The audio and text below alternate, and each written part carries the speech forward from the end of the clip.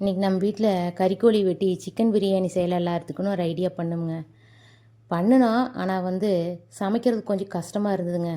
வெய்யால் வாய்க்கா தண்ணி வந்தாலும் வந்ததுங்க, தண்ணி பாய்க்கிறவங்களுக்கு சிரமமாக இருக்குதோ இல்லையோ, தண்ணி பாய்க்கிறவங்களுக்கு காப்பியும் சோறு செமந்தே நம்ம ஒரு வழி ஆயிரோன்னு இருக்குதுங்க.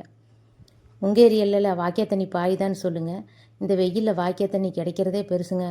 தென்னை மரமெல்லாம் வெந்து வேக்காடாக போயிடும் போல் இருக்குது. நல்ல வேளை வாய்க்கா தண்ணி விட்டுட்டாங்க, அதே பெரிய விஷயம். இந்த சோறாக்கிறதுக்கு சளிச்சிக்கிட்டு நம்ம என்னங்க பண்ணுறது? எப்படியோ நம்மளுக்கு இன்றைக்கி அம்மா வீட்டுக்கு போகிறக்கு ஒரு சாக்காடு கிடச்சிதுன்னு வெட்டி வச்ச கோழிக்கறியை எடுத்துகிட்டு அப்படியே ஜம்முன்னு கிளம்பிட்டுனுங்க வேடிக்கை பார்த்துட்டு. சரிங்க, அப்படியே பிரியாணிக்கு என்னென்னு வேணும்னு பார்த்துடலாம். தாளிக்கிறதுக்கு 2 சோம்பு, பட்டை 2, கிராம்பு 2, ஏலக்காய் 2, கல்பாசி, ஜாதிபத்திரி, அப்புறம் பிரியாணி எல்லாம் இதெல்லாம் தாளிப்புக்கு எடுத்துருக்குறோங்க. இப்போ அரைக்கிறதுக்கு கசகசா 2 கிராம்பு, 2 பட்டை, 3 ஏலக்காய், 1 ஸ்டார் பூவு, ஜாதிக்காய் ஒரு அரைக்காய் கம்மியாக, 4 வரமிளகா, பச்சை மிளகா இருந்தால் கூட போட்டுக்குங்க. கல்பாசி 2 ரோஜா மூக்கு, பிரியாணி இலை, அப்புறம் ஜாதிபத்திரி, மல்லி ஒரு குட்டி ஸ்பூன், சீரகம் கொஞ்சம் போட்டு அரைச்சிட்டு அது கூட புதினாவும் சேர்த்து அரைச்சிக்கலாமுங்க. இப்போ தாளிப்புக்கு எடுத்து வச்சதையெல்லாம் ஆயில் கொஞ்சம் நெய் கொஞ்சம் விட்டு தாளிச்சிக்கலாமுங்க. அது கூட பல்லீர் வெங்காயமும் பச்சை மிளகா 2 கீரி போட்டிருக்கிறேன். வரமிளகா ஏற்கனவே அரைச்சிருக்கிறனால பச்சை மிளகா அளவாக போட்டிருக்கிறேன். இப்போ இது கூட அரைச்சி வச்ச பேஸ்ட் இருக்குது இல்லையா, அதை உள்ளே போட்டுக்கலாம். கொஞ்சம் வணங்கட்டுமுங்க. இது வணங்குறதுக்குள்ளே சிக்கன் மசால் தூள்லாம் பிரியாணி மசால் போடல, சும்மா பேருக்கு 1 ஸ்பூன் சிக்கன் மசால் தூள் போட்டிருக்கிறேன். அது கூடவே தக்காளி ஒரு 3 தக்காளி 4 தக்காளி வாக்கில் போட்டிருக்கிறேனுங்க.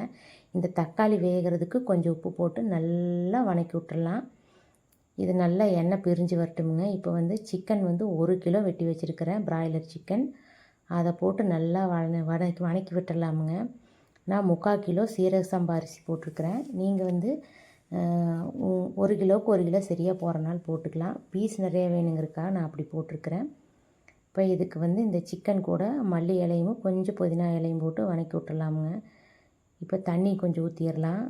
சிக்கன் நல்லா வேகிறதுக்காக தண்ணி ஊற்றுறோம். இது கூடவே நம்ம கொஞ்சம் தயிர் மிக்ஸ் பண்ணிக்கலாம். சிக்கன் சீக்கிரமாக வெந்துடும். கெட்டி தயிர் இருக்குது, அதைத்தான் ஊற்றுறேன். இப்போது சிக்கன் நல்லா வெந்துருச்சு. இதில் தண்ணி அளந்து ஊற்றிக்கலாமுங்க. நீங்கள் போடுற அரிசிக்கு தகுந்த மாதிரி தண்ணி ஊற்றிக்கிங்க. தேங்காய் பால் வேணுன்னா ஊற்றலாமுங்க, இல்லாட்டி வேணால் நான் தேங்காய் பால் ஒரு சுட்டி ஊற்றிருக்கிறேன். இப்போது எல்லாம் ஒரு கொதி வந்துருச்சு. நல்லா கொதிச்சதுக்கு பின்னாடி தான் எப்போவுமே அரிசி போடணுங்க.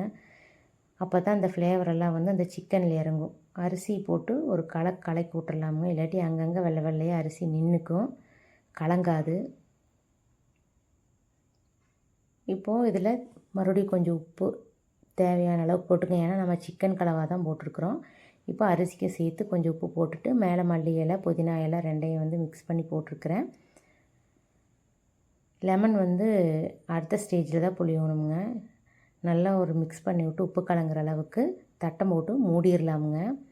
கொஞ்சம் வேகட்டும். வெந்ததுக்கு பின்னாடி தான் தம் போடணும். பாருங்க, இந்த பக்குவத்தில் வெந்ததுக்கு பின்னாடி தான் நாம் தம் போட போகிறோம். நம்ம தம் தணலெல்லாம் எடுத்து போட்டு போடுறது இல்லைங்க.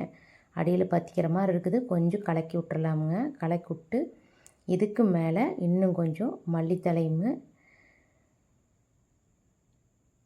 புதினா தலையும் போட்டு நல்லா தூவி விட்டுறலாமுங்க. இப்போது கொஞ்சமாக எலுமிச்சி பழம், இந்த அளவுக்கு வந்ததுக்கு பின்னாடி தான் எலுமிச்சி பழத்தை புளியணுங்க. எலுமிச்சி பழம் ஒரு அரை மூடி புளிஞ்சிருக்கிறனுங்க.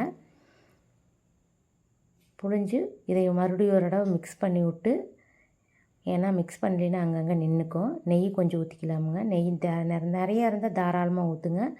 மேலே மறுபடியும் மல்லி இலையும் புதினா தலையும் எந்த அளவுக்கு போடுறோமோ அந்த அளவுக்கு டேஸ்ட் நல்லா இருக்குமுங்க. வாழை இலை போட்டு மூடி வச்சிடலாமுங்க. அந்த மணம் கொஞ்சம் கிடைக்கி அதுக்கு மேலே தட்டம் போட்டு அதுக்கு மேலே குக்கரில் தண்ணி நிறையா ஊற்றி வச்சுருக்கிறேனுங்க. இடிகள்லையும் மேலே வச்சுருக்கிறேன். நம்ம பிரியாணி 10 நிமிஷம் அப்படியே விட்டோன்னே ரெடி ஆயிடுச்சுங்க.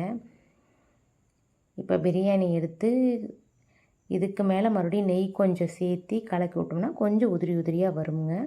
கொஞ்சம் ஆறுனா உதிரி ஆயிக்கும். நம்ம சிக்கன் பிரியாணி ரெடிங்க. நீங்களும் இதே மாதிரி வீட்டில் ட்ரை பண்ணி பாருங்கள். நான் இதுக்கு சீவி சிங்காரிக்கிறதுக்கு நேரம் இல்லை, ஏன்னா தூக்குப்போனிகள் போட்டு ஆளுகளுக்கு கொடுத்துடணுங்க. இந்த பிரியாணிக்கு நாட்டுக்கோழி தண்ணி குழம்பு அருமையாக இருக்குங்க, தொட்டுட்டு சாப்பிட்டா.